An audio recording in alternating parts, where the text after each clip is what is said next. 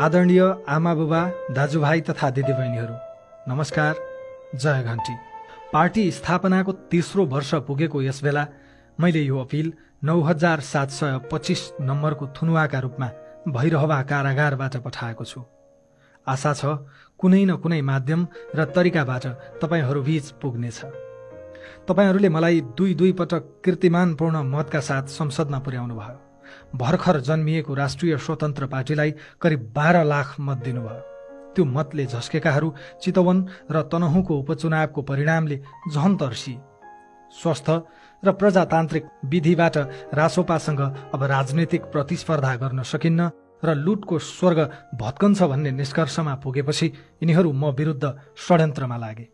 त्यो षड्यन्त्र कति भयानक थियो र त्यसमा कसलाई कसरी प्रयोग गरियो, सिङ्गो राज्यको कसरी दुरुपयोग भयो, तपाईहरूले आफ्नै आँखाले देखिरहनु भएको छ। तपाईहरूलाई थाहै छ म कसैमाथिको कुनै पनि अन्यायमा नबोली बस्न नसक्ने मान्छे हुँ।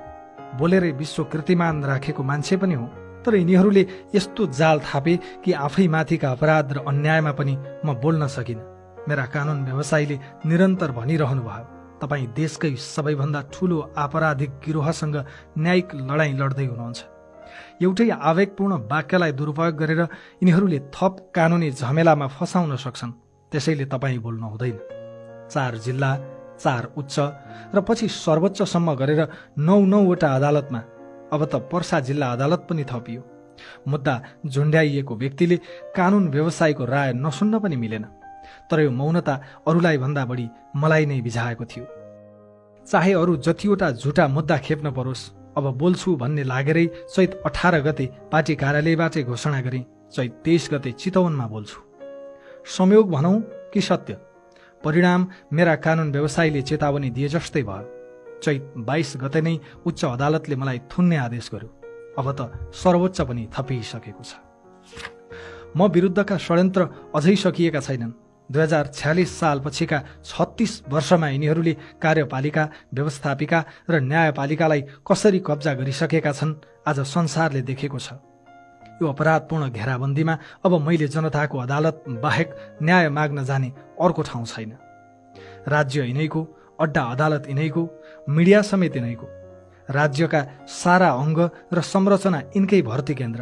घरिघरि लाग्छ यिनीहरूले मलाई धेरै दुःख दिए, तर विचार गर्दै जाँदा गएका 36 वर्षमा यिनीहरूले देश र जनतालाई दिएको दुःखका अगाडि मैले पाएको दुःख त केही पनि होइन। यिनीहरूले मलाई जेल हाले भनेर के दुःख मनाउ गर्नु, जब यिनीहरूले सिङ्गो देशलाई नै जेल बनाइसके। आदरणीय देशवासीहरू, जेलको कोठरीबाट आज म आफ्नै जीवनको समीक्षा गरिरहेको छु। त्यो समीक्षा म तपाईँहरूलाई पनि सुनाउन चाहन्छु, तर नेताका रूपमा होइन, एउटा छोराको रूपमा, एउटा भाइ वा दाइका रूपमा, एउटा सामान्य नागरिकका रूपमा। मैले कहिल्यै सोचेको थिइनँ कुनै दिन म राजनीतिमा पनि आउनेछु। विद्यार्थी जीवनमै मिडियामा लागेँ, टेलिभिजन र एफएमतिर छोटे मोटे सेलिब्रेटी भइसकेको थिएँ। तर अलि राम्रो जीवन बाँचिएला कि भनेर अमेरिका भाषी। ठुलो कुरा गर्नुपर्ने र ढाँट्नुपर्ने केही छैन। नेतागिरीको कुनै पनि लत नपाली अमेरिकामा पनि नेपाली समाजसँग जोडिएँ, साथ दिएँ, लिएँ। असफल भएको होइन, तर मन कहिल्यै रमाएन। फर्किन्छु भन्दा भन्दै 14 वर्षको धनवास भन्ने कि वनवास बिताइयो। संसारकै लामो टेलिभिजन टक सोको रेकर्ड राख्न मन लाग्यो। कुनै लोकल टेलिभिजन खोजेर अमेरिकामै त्यो रेकर्ड राख्न नसकिने थिएन। तर मनले भन्यो त यसका लागि पनि देश फर्किनस् भने पछि के फर्केलास्। अनि नेपाल आएर गिनिज बुकमा नाम दर्ज पनि गरे। सञ्चार र मनोरञ्जनको अनुभव थियो, तर मनोरञ्जनमा रुचि भएन। सञ्चारकर्ममा फर्किन चाहे, तर त्यो एकदमै सृजनात्मक र परिणाममुखी होस् भन्ने थियो। मलाई त्यतिखेरसम्म प्रधानमन्त्रीहरूमाथि भ्रम थियो। मैले सरकार र जनताबीच संवादको ठूलो खाडल देखेँ। चाँडै प्रधानमन्त्री बन्दैछन् भन्ने थाहा पाएपछि सिधै केपी ओलीलाई फोन गरेँ। न्युयोर्कमा भेट भएको र छोटो अन्तर्वार्ता पनि गरेको संक्षिप्त चिन्जान पनि स्मरण गराएँ र सोधेँ, मेरो कुनै फाइदा नहुने तर प्रधानमन्त्रीका रूपमा तपाईँले गर्नै पर्ने केही कामको कुरा गर्छु, आधा घण्टा समय दिन सक्नुहुन्छ? मैले थप आग्रह पनि गरेँ, म केवल तपाईँका कुरा गर्छु र मलाई अनडिभाइडेड अटेन्सन चाहिन्छ। मेरो व्यक्तिगत लाभको एउटा पनि कुरा गर्दिनँ। उनकै फाइदाको कुरा थियो। ओली कन्भिन्स पनि भए। उनी प्रधानमन्त्री भएको केही समयमा सिधा कुरा प्रधानमन्त्रीसँग कार्यक्रम सुरु भयो। ओलीले अहिले रवि लामिछानेलाई जागिर दिए भनेको सुने। तर त्यो तथाकथित जागिर बापत मैले ओलीबाट, एमालेबाट वा नेपाल टेलिभिजनबाट एक पैसा पनि लिएको होइन। त्यो कार्यक्रमबाट मैले एउटै कुरा लिएँ, ज्ञान। प्रधानमन्त्रीहरू, मन्त्रीहरू, उच्च सरकारी अधिकारीहरू कसरी सोध्छन् त्यो देखेँ। देश र जनताप्रति उनीहरूको लापरवाही देखेँ। त्यसपछि मलाई लाग्यो यस्ता सिधा कुरा शासकसँग गरेर यो देश पार लाग्दैन। परिणाम खोज्ने हो भने सिधा कुरा त जनतासँग पो गर्नुपर्छ। अनि सुरु भयो सिधा कुरा जनतासँग कार्यक्रम। समस्त नेपाली दाजुभाइ दिदीबहिनीहरू, सिधा कुरा प्रधानमन्त्रीसँग कार्यक्रममा म प्रधानमन्त्री, मन्त्रीहरू र सचिवहरू, आयोजना प्रमुखहरूका एसी रुममा हुन्थे। त्यतिखेरका कार्यक्रम हेर्नुहोस् त, रवि लामिछानेको भाषामा आक्रोश छैन। म इमानका साथ भन्छु, त्यतिखेरसम्म मैले जनताको वास्तविक पीडा र समस्याको भेउ पाएकै थिइनँ। म त सरकारी तथ्याङ्कहरूमा देखिने विकासकै वरपर घुमिरहेको थिएँ। त्यसैले ममा ठूलो आक्रोश र असन्तोष पनि थिएन। म पनि अरू मूलधारका सम्पादक जस्तै शान्त सुनिन्थे। तर सिधा कुरा जनतासँग पछि बल्ल मेरो यो देश र जनताको सत्यसँग सामना सुरु भयो। बोक्सीको आरोपमा मुखमा दिशा कोचाइएकी लक्ष्मी परियारका लगलगी कामेका नाबालक छोराको चित्कार सुने। बोक्सीकै आरोपमा सिङ्गो गाउँबाट निर्घात कुटिएकी राधा चौधरीको आँगनमा पुगे। खाडीमा बेचिएकी कविता तामाङले मालिकको यौन हिंसाबाट बच्न लाइभ कार्यक्रममै आएर हार गुहार मागिन्। एउटै घरको पल्लो कोठामा साथीमाथि भएको जबरजस्ती यौन दुर्व्यवहार देखेकी अर्की चेली इराकदेखि लाइभ आइन्। म स्टुडियोमा मात्र बसिन। सुपरभाइजरको यौन शोषणका कारण अबुधाबीमा आत्महत्या गर्न बाध्य भएकी अष्टमी गुरुङको न्यायका लागि अबुधाबीदेखि गोरखा आरुघाटसम्म पुगे। सिङ्गो गाउँलाई मिटर ब्याजको पासोमा पारेका श्याम परदेशीको अत्याचारको स्थलगत रिपोर्टिङ गरे। ऋण मिनाहा गर्ने शर्तमा गाउँलेका ससाना छोरीहरूलाई आफूसँग रात बिताउन पठा भन्ने घृणित साहुकारहरूसँग जवाफ मागे। मेरो सञ्चारकर्म अलपत्र पूर्वाधार, खुल्लम खुल्ला घुसखोरी, सरकारी अड्डामा नागरिकले पाएको शास्ति, विभिन्न हिंसा, विभेद, ठगी र अपराधको शिकार भएका आम जनताको आँसु र चित्कारतिर सोझियो। विदेशमा समेत ठगिएर जागिर गुमाएर अस्पताल भर्ना भएका, जेलमा कुजिएर बसेका सयौं नेपाली दाजुभाइ दिदीबहिनीका पीडाले दिमाग रन्थनिन्थ्यो। म मान्छु टेलिभिजनमा मेरो स्वर चर्कै सुनियो। सञ्चारकर्मीको रूपमा म उच्च पदस्थहरूको डिनरबाट फर्केर समाचार पढ्दिनथेँ। लुटिएका, ठगिएका, हेपिएका आम जनताका अर्थनाद, चित्कार र क्रन्दन सुनेर स्टुडियो छिर्थे। अनि स्वर कसरी नरम हुन सक्थ्यो? देशको व्यथिति देखेर म यति द्रवित भएँ कि मैले सर्वस्व त्यागेर ज्यानको बाजी थापेर भए पनि विवेकको लडाईँ लड्ने निर्णय गरेँ। अनकन्टार जंगलमा महिनौं हिँडेर जीवनै हत्केलामा राखेर र दलाललाई 1,40,00,000 तिरेर सयौं नेपाली अमेरिका गइरहेकै बेला मैले अमेरिकी दूतावासलाई उल्टै 3.5 लाख बुझाएर अमेरिकी पासपोर्ट ससम्मान फर्काइदिए। त्यति बेला मसँग देश विदेशका समस्या लिएर हरेक दिन 50औं निमुखा र निरुपाय नागरिक फोन वा प्रत्यक्ष संवादमा आउँथे। न्युज 24 को सीमित स्रोत साधनबाट त्यति धेरै समस्या पहिचान र सम्बोधन गर्न सम्भव भएन। म विकल्पको खोजीमा रहेका बेला अलि स्रोत सम्पन्न मानिएका हिमालय र AP1 का मालिक सम्पर्कमा आए। उनीहरूसँग सम्झौताको ड्राफ्ट आदान प्रदान हुँदै थियो। यही सेरोफेरोमा एउटा समाचारको सन्दर्भमा एकपटक मात्र चिन्जान भएका पूर्व DIG छविलाल जोशीले मलाई अलिक ताकेता नै गरी जीवी राईसँग भेटाए। उनीहरू ठूलो लगानीमा गुणस्तरीय टेलिभिजन खोल्दै रहेछन्। मिलेर काम गरौं भने 15% शेयर दिने भए। मैले कुनै आर्थिक दायित्व बोक्न नपर्ने गरी लिखित सम्झौता नै गरियो। समाचार र कार्यक्रमको जिम्मेवारी मेरो र आर्थिक जिम्मेवारी जीवी राईको रहने कुरा सम्झौता पत्रमा स्पष्ट पारियो। सम्झौतामा पहिलो पक्षका रूपमा जीवी राईले, दोस्रो पक्षका रूपमा मैले र साक्षीका रूपमा छविलाल जोशीले हस्ताक्षर गर्यौं। यसरी ग्यालेक्सी 4K टेलिभिजनमा जोडिए।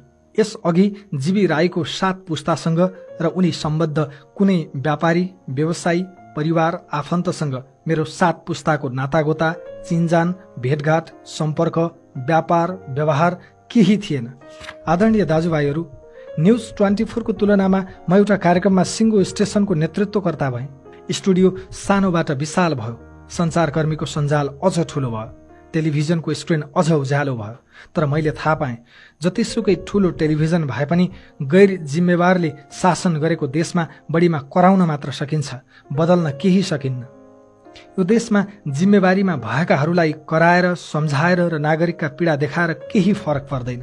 सञ्चारकर्मकै बीचमा मैले सप्तरीमा 52 मुसहर परिवारको बस्ती र दुर्गम कालीकोटमा 15 बेडको सुविधा सम्पन्न अस्पताल निर्माणको नेतृत्व पनि नलिएको होइन।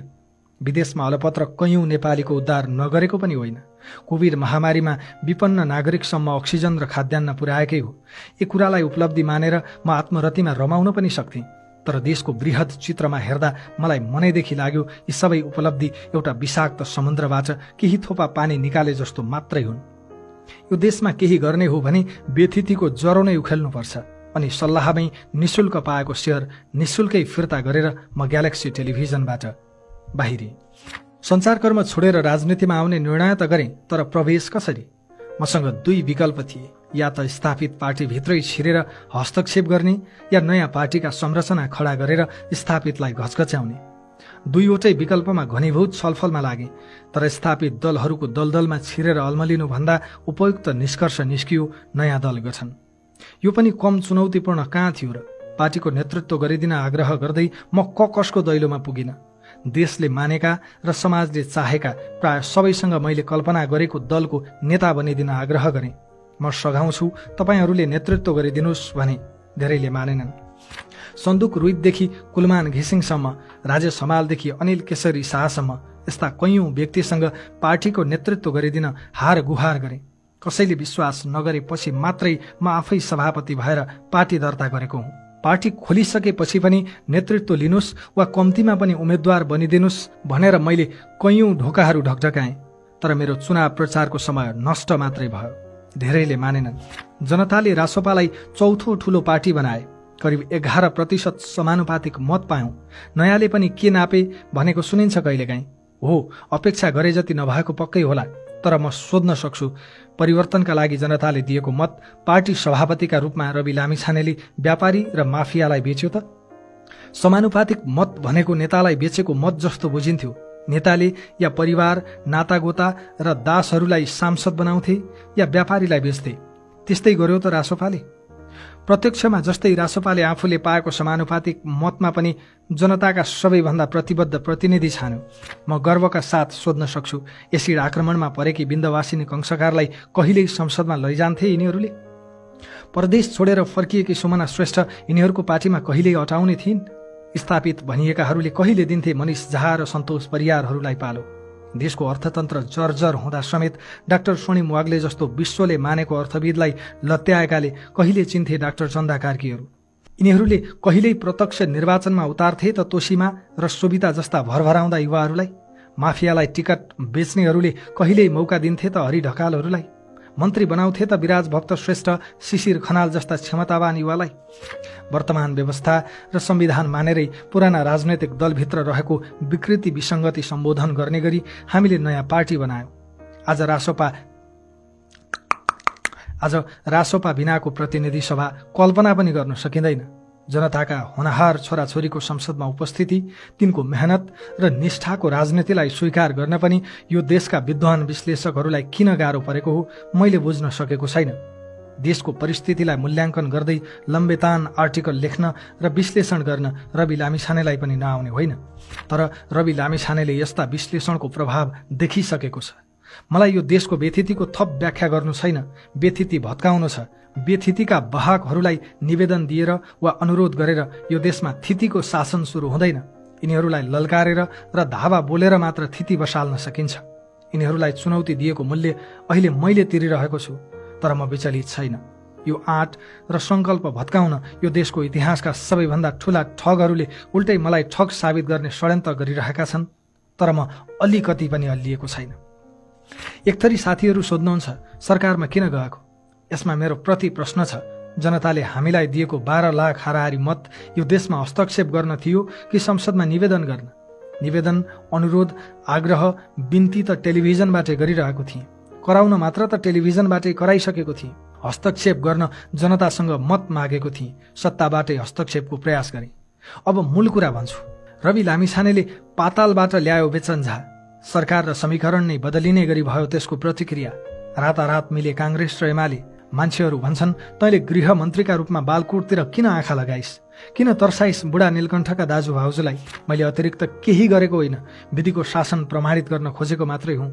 मैले चोरको खुट्टा च्वाट्ट काट्नु भनेको हुँ। स्वाट्ट खुट्टा ककसले र किन ताने तिनै जानुन्। गृहमन्त्रीका रूपमा मैले व्यक्ति चिनिन, केवल विधि चिने। भोलि पनि मैले चिन्ने त्यही हो। जहाँसम्म डरको कुरा छ, रवि लामिछाने यिनीहरूसँग नडराएकै हो, नडराउने नै हो। यिनीहरूले अहिले बन्द गर्लान् बेचन झाहरूको फाइल, जनताको मत र साथ लिएर ती फाइल फेरि खोल्ने नै हो। यिनीहरूलाई अपराधको दण्ड दिने नै हो। गृह मात्र होइन, हामीले सम्हालेका कुनै पनि मन्त्रालयमा एउटै प्रश्न उठेन। सुमना श्रेष्ठ भन्नुहोस् या डिपी अर्याल, शिशिर खनाल भन्नुहोस् या विराज भक्त श्रेष्ठ, हाम्रा कुनै पनि मन्त्रीले जनताले दिएको मतलाई लज्जित बनाएनन्। हरेक मन्त्रीले मन्त्रालयमा सकारात्मक भाव रोपेर फर्के। नातावाद, कृपावाद वा अनियमितताको एउटै आरोप नखेपी सत्ताबाट फर्केको अरू कुनै पार्टी छ नेपालमा? एकाथरी आलोचकहरू मलाई सत्ता लुलुपको आरोप लगाउँछन्। म तिनलाई यति भन्छु, रवि लामिछानेले प्रधानमन्त्रीको अफर दुत्कारेको हो। हामीले पाएको जनमत प्रधानमन्त्री बन्न होइन भनेर छाडेको हो। अवसर आयो होइदेऊ न भनेको भए कसले रोक्थ्यो र? प्रधानमन्त्री बनिदेऊ भनेर मध्यरातसम्म मेरै हस्ताक्षर कुरेर बसेको थियो काङ्ग्रेसको मूल नेतृत्व। मैले मानिनँ। भोलिपल्टदेखि तिनैले मलाई सहकारी ठग भन्न थाले। मेरो प्रश्न छ, त्यसैको दण्ड स्वरूप आज थुना बेहोरिरहेको मान्छे सत्ता लोलुप हो कि विद्रोही? उपचुनावको परिणामपछि ठूला दल, त्यसमा पनि नेपाली काङ्ग्रेसका साथीहरू हामीसँग तर्सिए। त्यो परिणामले देखायो जनताको चेतना अर्कै ठाउँमा पुगिसकेको छ। जब म 2080 फागुन 23 गते दोस्रो पटक उपप्रधान एवं गृहमन्त्री भएँ, तब तत्कालीन प्रमुख प्रतिपक्षी दल नेपाली काङ्ग्रेसले विभिन्न सहकारीको बचत अपचलनमा संलग्न रहेको भन्दै मेरो नामै किटेर छानबिनका लागि संसदीय समिति बनाउन माग गर्यो। अहिलेका प्रधानमन्त्री केपी शर्मा ओली र तत्कालीन प्रधानमन्त्री पुष्पकमल दाहाल प्रचण्ड नमान्दै मनै अग्रसर भएर सत्ता पक्षलाई मनाए र 2081 जेठ 15 गते मेरो सट्टा गोर्खा मिडियाको नाम राखेर संसदीय छानबिन समिति बन्यो। आदरणीय आमा बुबाहरू, अब म विरुद्ध कसरी राजनैतिक प्रतिशोध साधियो र कानुनको दुरुपयोग कहाँ कसरी गरियो भन्ने तथ्य बताउँछु। पहिलो संसदीय छानबिन विशेष समितिको प्रतिवेदनको पेज नम्बर 449 मा मलाई आरोप लगाइएको प्रकरणको निष्कर्ष मध्ये एउटा बुँदामा लेखिएको छ, सहकारी संस्थाबाट रकम गोर्खा मिडिया नेटवर्क प्रालीमा आउने सम्पूर्ण प्रक्रियामा रवि लामिछानेको संलग्नता पुष्टि हुने कागज प्रमाण रहेको नभेटिए तापनि सोही रकम गोर्खा मिडियामा आइसकेपछि सोको परिचालन र खर्च प्रक्रियामा उहाँको सहभागिता देखिन्छ। प्रतिवेदनको पेज नम्बर 449 कै अर्को बुँदामा भनिएको छ, कम्पनीमा साझेदारका रूपमा बहाल रहेको अवधिमा सहकारीबाट कम्पनीमा आएको रकमको हकमा जिम्मेवार रहेको हुँदा प्रचलित कानुन बमोजिम कारबाहीका लागि नेपाल सरकारलाई सिफारिस गर्ने। यसरी प्रतिवेदनले 3वटा सन्दर्भ स्पष्ट भनेको छ। पहिलो, सहकारीबाट गोर्खा मिडियामा पैसा आएको हो। दोस्रो, ल्याउने प्रक्रियामा रवि लामिछानेको संलग्नता पुष्टि भएन। तेस्रो, रकम आएपछि खर्च गर्ने गराउने प्रक्रियामा संलग्न रहेको हकमा दायित्व पर्ने भए प्रचलित कानुन बमोजिम कारबाही गर्नु। प्रतिवेदनले बकाइदा खर्च गरेको हकमा दायित्व पर्ने भए प्रचलित कानुन बमोजिम गर्नु भनेको छ। कम्पनीको रकम खर्चको हकमा प्रचलित कानुन भनेको कम्पनी ऐन 2063 हो। प्रतिवेदनले कम्पनी कानुन अनुसार भन्दै सरकारले मलाई कतै आकर्षित नहुने सहकारी ऐनको दफा प्रयोग गर्नु र झुटा मुद्दा लगाउनु राजनीतिक पूर्वाग्रह र प्रतिशोध नभएर के हो त? अब दोस्रो, 2054 साल यता विभिन्न विषयमा छानबिन गर्न 15वटा संसदीय विशेष समिति बनेका रहेछन्। अरू 14वटा समितिका सिफारिस सरकारले बुझ्यो, सकियो। समितिका प्रतिवेदनहरू संसदीय अभिलेखमा सीमित हुन्थे। मेरा विरुद्धको सिफारिसलाई चाहिँ इतिहासमै पहिलो पटक क्याबिनेटबाटै अनुमोदन गरियो। 2081 भदौ 31 गते सभामुखलाई पेश गरिएको प्रतिवेदन सोही दिन प्रधानमन्त्री तथा मन्त्री परिषद कार्यालय पुग्यो र असोज 2 गते मन्त्री परिषदले संसदमा प्रस्तुत भएको सहकारी बचत रकम दुरुपयोग सम्बन्धी संसदीय छानबिन विशेष समितिको प्रतिवेदन 2081 कार्यान्वयनका लागि सम्बन्धित मन्त्रालयमा पठाउने निर्णय गर्यो। बचतकर्ताको रकम फिर्ता गर्ने मूल उद्देश्यले खडा भएको छानबिन विशेष समितिको 1200 पृष्ठको प्रतिवेदन मात्र मेरा विरुद्ध कार्यान्वयन भयो, त्यो पनि एकदमै छलपूर्वक र बलपूर्वक। अब तेस्रो, प्रतिवेदन आएपछि पहिल्यै लेखिएको पटकथामा राज्यको षड्यन्त्रमय छायाङ्कन र अभिनय सुरु भयो। विदामा बसेका जिल्ला न्यायाधीशलाई बोलाएर कार्तिक 2 गते शुक्रबार म विरुद्ध पक्राउ पूर्जी निकालियो। त्यसमा पनि मुद्दा 35 दिनभित्र अदालतमा बुझाइसक्नुपर्ने थियो, बुझाएनन्। त्यसपछि सङ्गठित अपराधको अभियोग लगाएर 60 दिन थुन्ने प्रपञ्च गरे। 60 दिन पनि सकिन लागेपछि 90 दिन थुन्न मिल्ने र सांसद पद पनि निलम्बन हुने सम्पत्ति शुद्धिकरणको अभियोग लगाए। एउटै आरोपमा देशका विभिन्न जिल्लामा अनुसन्धान गर्नुपर्दा त्यसको नेतृत्व प्रहरीको केन्द्रीय अनुसन्धान ब्युरोले लिने र एकै ठाउँमा मुद्दा चलाउने अभ्यास छ। यसले अनुसन्धानलाई सजिलो मात्र बनाउँदैन, न्याय निरूपण पनि छिटो हुन्छ। मेरा हकमा पनि त्यही हुनुपर्ने थियो, तर यहाँ प्रश्न न्याय निरूपणको थिएन, प्रतिशोधको थियो, राजनैतिक षड्यन्त्रको थियो। चौथो, एउटा कसुरमा पोखरा हिरासतमा रहेको मानिसलाई बयानका लागि भन्दै काठमाडौँ लगियो। फेरि दोस्रो दिन काठमाडौँबाटै चितवन लगियो। तनाव र थकानले रक्तचाप निकै बढेको थियो। चितवन पुग्न साथ औषधि खाएर फेरि बयान सुरु गरे। दिनभरको बयान, अस्वस्थ र थाकेको शरीर, रातको झण्डै 11 बजिसकेको थियो। तत्कालीन एसपी गौतम मिश्रले भने, तपाईलाई यहाँबाट पठाउनु भन्ने आदेश छ। जानुपर्ने भयो हजुर। एसपी मिश्रलाई यस्तो आदेश दिने व्यक्ति थिए त्यस बेलाका प्रहरी प्रमुख वसन्त बहादुर कुँवर। उनलाई पनि आदेश दिने थिए दाजु, भाउजू, देवर र बा। मैले मेरो स्वास्थ्य जाँच गर भने उठ्न सकेको पनि थिइनँ। एउटा मान्छे उठाएर पठाउन सक्दैनस् भने त्यति कामका लागि अर्को मान्छे पठाउँ भन्ने प्रहरी प्रमुखको धम्कीपछि उनीहरूको केही सिप चलेन। मध्यरातमा बल लगाएर मलाई गाडीमा हालियो। यसअघि पनि भनेको छु, त्यसबेला मलाई जबरजस्ती उठाउन आउने प्रहरीले मादक पदार्थ सेवन गरेका थिए। उनलाई समाउन र जाँच गर्न भनिरहे, तर कसले सुन्ने? मध्यरात हुन लाग्यो। मलाई लगिँदैछ भनेर परिवारलाई खबर गरिदेऊ भने सुनेनन्। कानुन व्यवसायीलाई खबर गर्न भने मानेनन्। मध्यरातमा त्रिशुलीको बाटो परिवारलाई समेत खबर नगरी मलाई कहाँ पुर्याउन हिँडाइएको थियो थाहा थिएन। त्यो दिन राज्यको नियत मलाई पोखरा पुर्याउने थियो वा गायबै गर्ने म यसै भन्न सक्दिनँ। मेरो प्रतिरोधपछि धेरै हल्लाखल्ला भयो। बिहान 3 बजे पोखरा पुग्दासम्म मानसिक रूपमा कति विक्षिप्त भएँ लेखाजोखा हुनै सक्दैन। पाँचौं, कास्की प्रहरीको हिरासतमै रहँदा अनुसन्धानका लागि भन्दै काठमाडौँ, रूपन्देही र पर्सा पनि लगियो। मलाई ठग करार गर्न के मात्र तिकडम गरिएन। मलाई आरोप एउटै छ, सहकारीको बचत अपचलन। अनि अभियोग चाहिँ थरीथरीका, कतै सहकारी ठगी, कतै ठगी मात्र, कतै सङ्गठित ठगी, कतै सङ्गठित अपराध। कास्कीमा त सहकारी ठगी, सङ्गठित अपराध र सम्पत्ति शुद्धिकरण। बैंक खातामा 7 लाख चान्चुन पैसा भएको मलाई पुर्ख्यौली जाए जथा समेत देखाएर मेरी श्रीमती निकितालाई समेत प्रतिवादी बनाएर सम्पत्ति शुद्धिकरणको मुद्दा लगाइयो।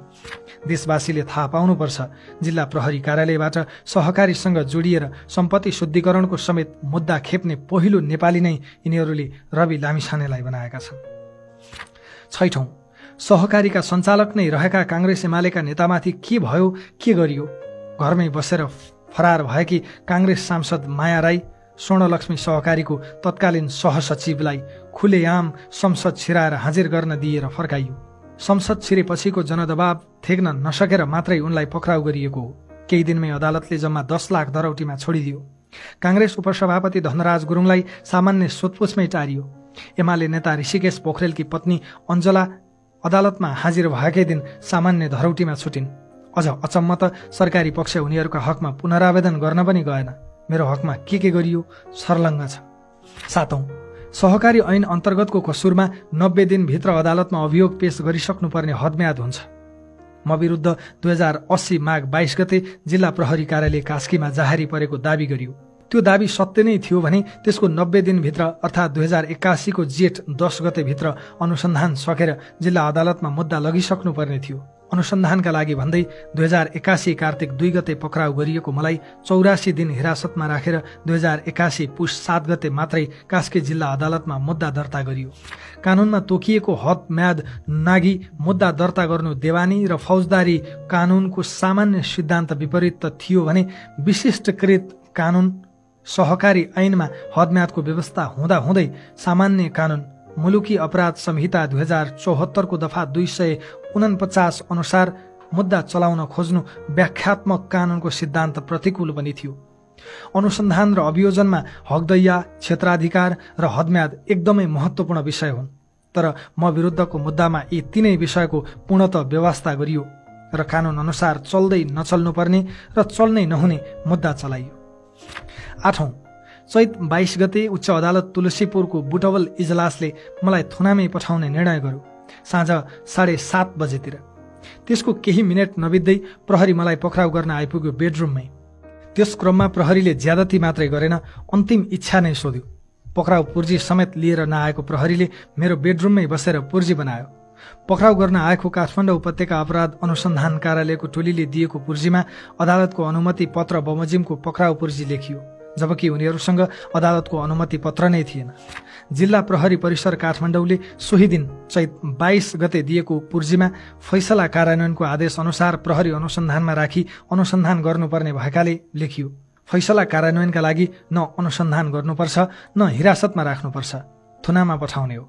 भैरवा पुर्याएपछि जिल्ला प्रहरी कार्यालय रूपन्देहीले दिएको पूर्जीमा कार्यालयको प्रहरी हिरासतमा राख्नुपर्ने भएकाले लेखियो। पक्राउ एउटै, तर प्रहरीको युनिट पिछे पक्राउको कारण फरक फरक। चैत 22 गते पक्राउ गरेको प्रहरीले 25 गते बिहान मात्रै रूपन्देही जिल्ला अदालत उपस्थित गरायो र बल्ल अदालतले थुनुवा पूर्जी दियो। थुनुवा पूर्जी दिनु अघिको मेरो पक्राउ पूर्णतः गैर कानुनी थियो, तर सिङ्गै देश गैर कानुनी सिन्डिकेटले चलाएको बेलामा एउटा व्यक्तिको मौलिक अधिकारले कति पो महत्त्व राख्छ र? राज्यका सबै अङ्ग तिनैका भर्ती केन्द्र भएको देशमा न्यायका लागि ढकढकाउन कुनै ढोका छ कि छैन भन्ने आशंका कसरी हट्छ? आदरणीय आमाबुबा, दाजुभाइ तथा दिदीबहिनीहरू, जसको निवेदनलाई मोहरा बनाएर ममाथि झुटा मुद्दा खडा गरियो, तिनले सार्वजनिक रूपमै भनेका छन् हामीले रवि लामिछाने थुन्न निवेदन दिएका होइनौँ। हामीले दिएको निवेदनमा रवि लामिछानेको नाम नै छैन। बचत फिर्ताको मागमा दिएको निवेदनलाई प्रहरीले नै दुरुपयोग गरी रवि लामिछानेतर्फ सुझ्याएको भनेर निवेदकले नै भनेको तथ्यमा न्यायालयले पनि आँखा चिम्लिनुलाई म सामान्य मानौँ कि असामान्य?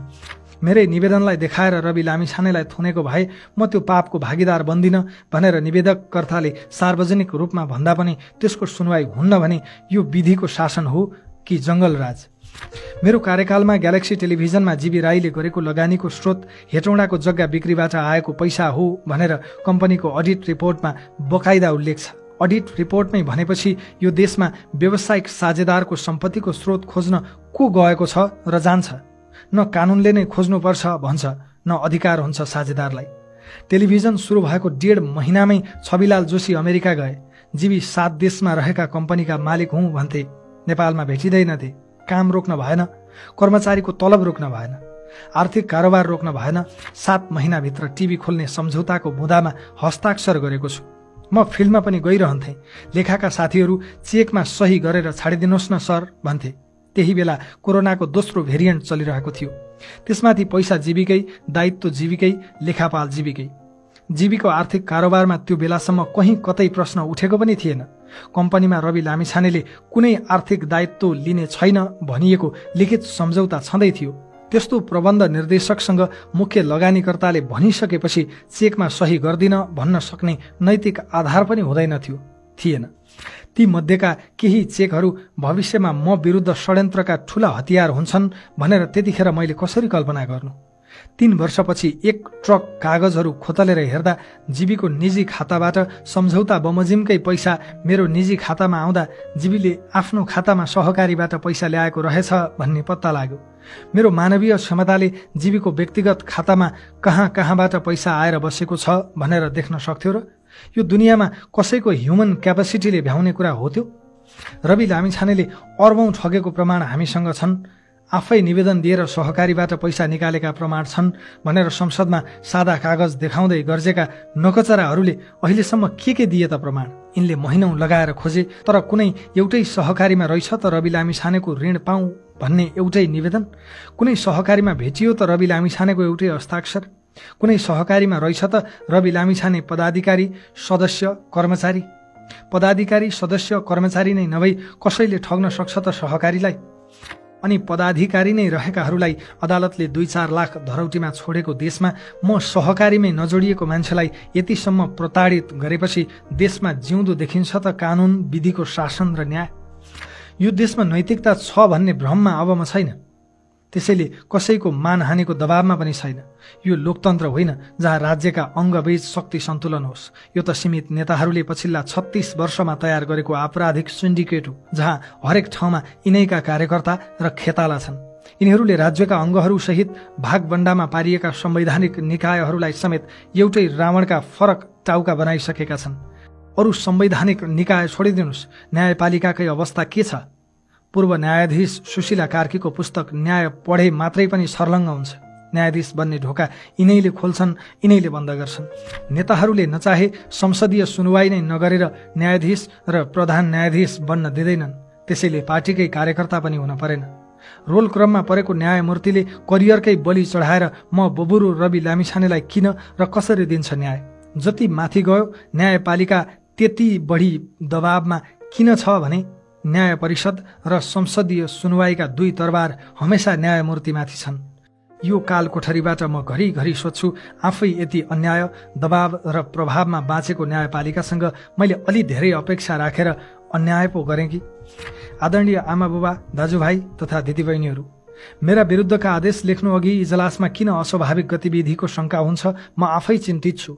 अदालतहरूबाट आदेश सार्वजनिक हुनु अघि नै निश्चित मिडियामा कसरी लिक हुन्छ?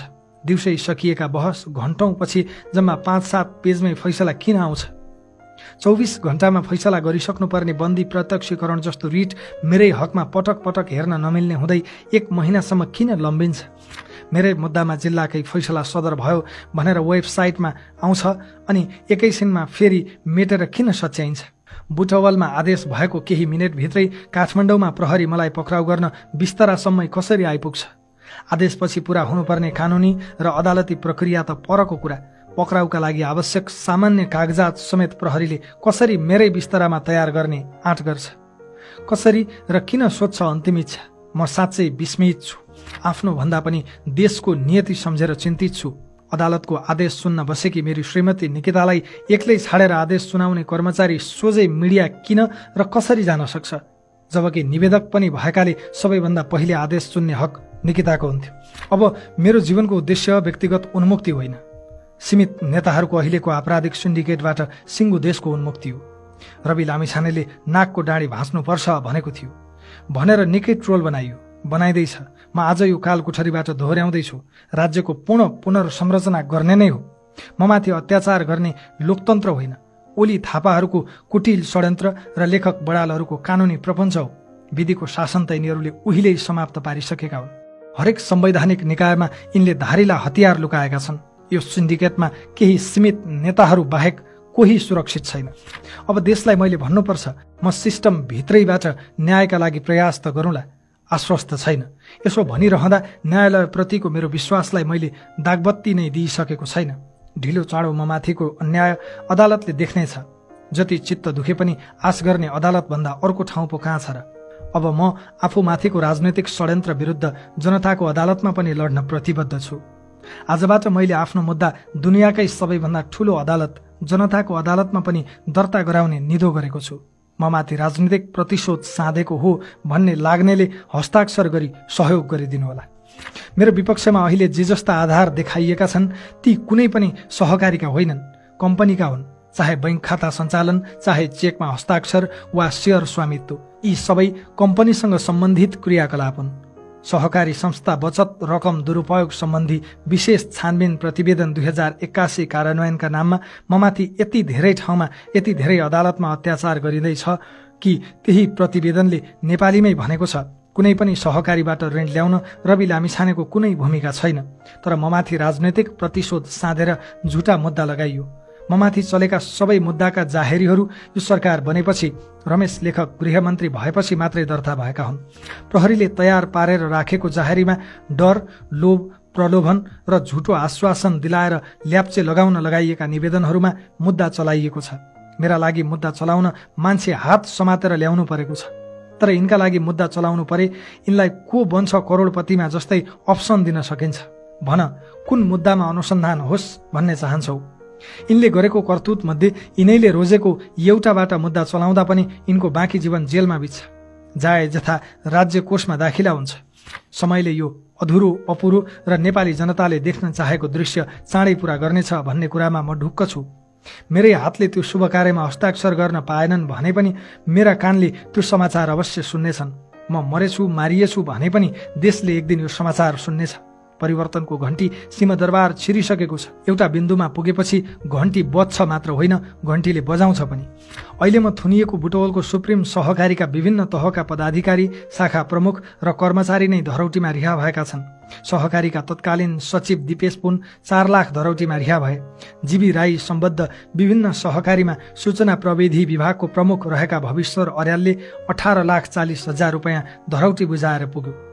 सुप्रिम सहकारीको भैरहवा शाखाका व्यवस्थापक दुर्गा पाण्ड्य चापागाई 18 लाख धरौटी बुझाएर छुटे।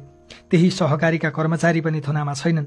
नवीन अछामी 10 लाख, दीपक नेउपाने 4,45,000, निता थापा र रोशनी गुरुङ जनही 2 लाख, आशिष राणाभाट 50,000 र मनोहर मोहम्मद 34,000 धरौटी बुझाएर रिहा भइसकेका छन्। सहकारीको सञ्चालक समितिका पूर्व सदस्य मजहर मोहम्मद पनि 1 लाख रुपैयाँ धरौटीमा निस्के। ननिस्केको त त्यही रवि लामिछाने मात्र न हो। सहकारीमा प्रत्यक्ष संलग्नहरू यसरी ससानो धरौटीमा छुट्दा संलग्नै नभएको म चाहिँ थुनामा छु। तैपनि अदालतको मानहानिका डरले आफ्नो पक्ष खुलस्त राख्न सक्दिन। कस्तो न्याय हो यो?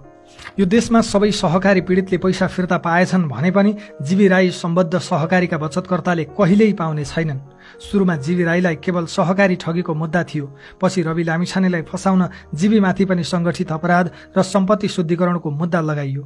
जीवी राईले मलेसियाबाट लाखौं डलर बोकेर फर्केछन् भने पनि हिसाब फरफारक गर्न नपाओस् भन्ने चाहन्छन् यिनीहरू।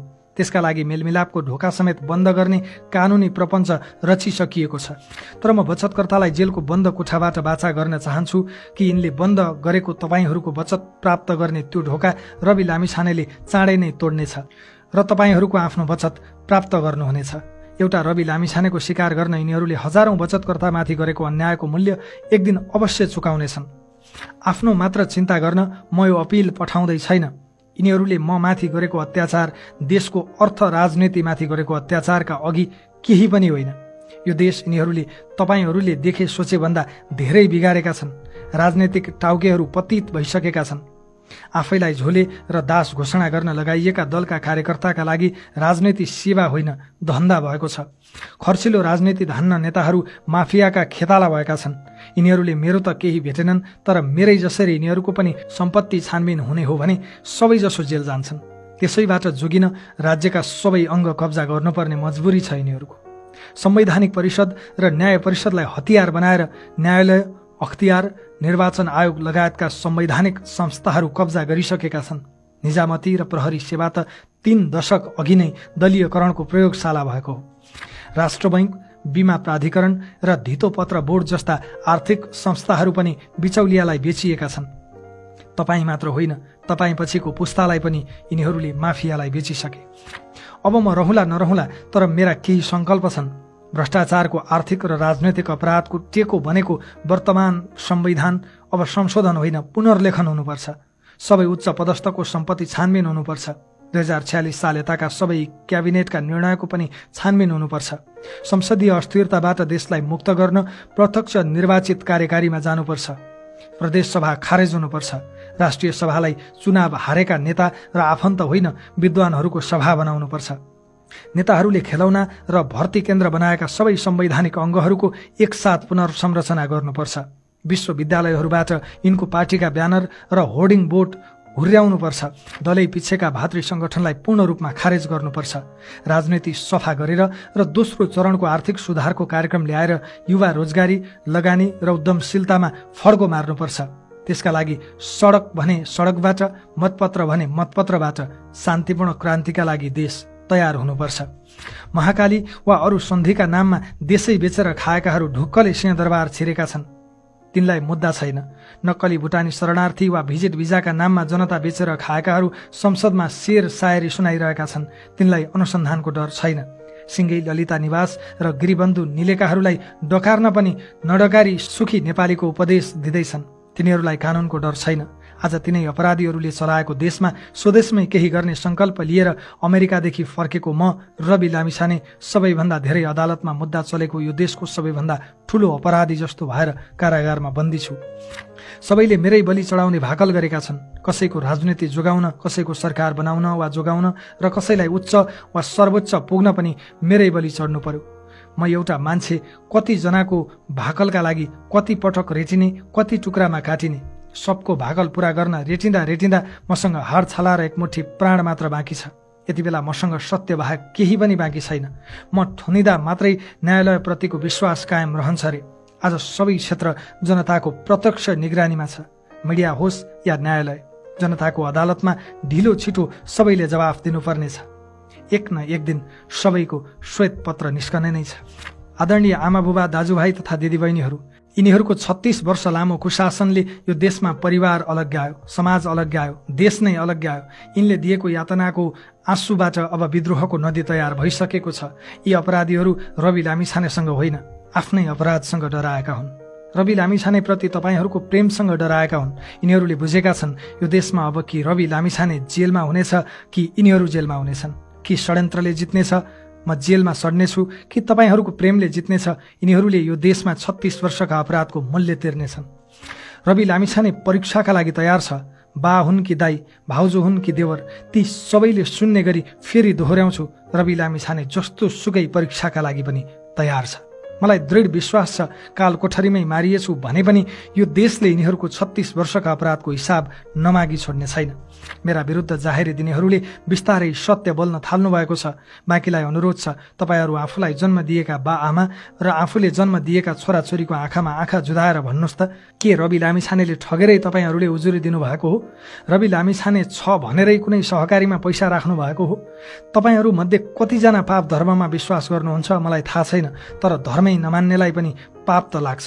कसैले कसैको लोभमा, स्वार्थमा या दबावमा मेरा विरुद्ध उजुरी दिनुभयो, एकपटक छातीमा हात राखेर आफैलाई सोध्नुहोस्, रवि लामिछाने ठगै हो त?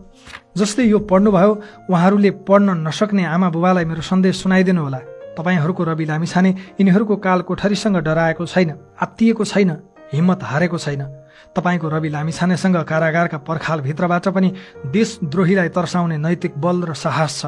मैले सङ्गठित अपराध गरेको हुँ कि सिङ्गो राज्यको दुरुपयोग गरेर ममाथि सङ्गठित अपराध भइरहेको छ, यसको निर्णय जनताकै विवेकको अदालतमा होस्। चरम अन्यायको शिकार भई थुनुवाको रूपमा रहेको मेरो भनाइले कसैलाई भिजाएछ भने पनि ममाथि थप निर्मम हुने ठाउँ अब कति नै पो बाँकी होला र? ममाथिको राजनैतिक प्रतिशोध विरुद्ध जनताको हस्ताक्षर अभियानमा साथ दिन आग्रह गर्दै यति भन्छु, यिनीहरूले मलाई लगाएको हत्कडी त बिउ हत्कडी हो। यो फल्न, फुल्न र हुर्कन धेरै दिन लाग्ने छैन। स्वर्ग जस्तो देशलाई नर्क बनाएका अपराधीहरू षड्यन्त्रकै बलमा अब धेरै दिन जोगिन सक्ने छैनन्। म मारिएछु भने पनि जनताले यिनीहरूका हातबाट तस्करले दिएका घडी खोस्नेछन् र हत्कडी लगाउनेछन्। त्यो दिन धेरै टाढा छैन।